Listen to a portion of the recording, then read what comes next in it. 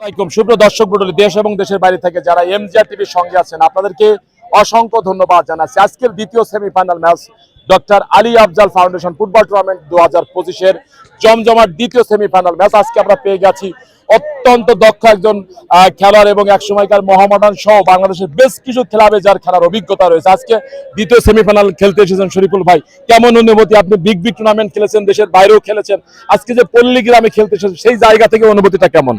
আসলে অনুভূতিটা দুটো টিম ভালো খেলতেছে, হ্যাঁ, এক এক গোলে ড্র চলতেছে। তো আমিও চেষ্টা করব আমার বাগারপাড়া যেন জিতে নিয়ে যেতে পারি।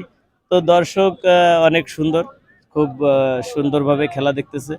আর অনুভূতি বলতে আসলে নিজের দল জিতলেই তো অনুভূতিটা বেড়ে যায়।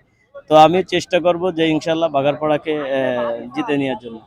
আরেকটি কথা যে আজকে আপনার পাশ থেকে দর্শকরা দারুণ ভাবে আপনাকে সাপোর্ট করতেছে এবং পদ্মার আড়াল থেকে যারা অনলাইনে আপনাকে সমর্থকরা আপনার খেলা দেখছিল সেই সকল দর্শক এবং যারা আজকের পাশের দর্শকরা তাদের উদ্দেশ্যে কি বলবেন?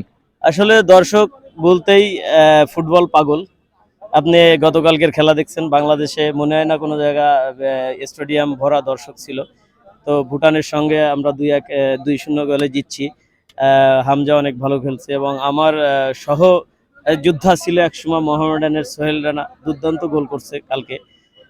তো দর্শক বাংলাদেশের দর্শকের কথা আসলে বলার কিছু নেই, কারণ বাংলাদেশের দর্শক ফুটবল পাগল, ফুটবলকে ভালোবাসে। গ্রামে অঞ্চলে যেসব ফুটবল খেলা দর্শক পরিপূর্ণ থাকে মাঠে। তো আমরাও চেষ্টা করব যে বিগত যে বি লিগগুলো হয়, বিপিএল গুলো হয়, তাদের যেন আমাদের দর্শক গ্যালারি ভরা থাকে।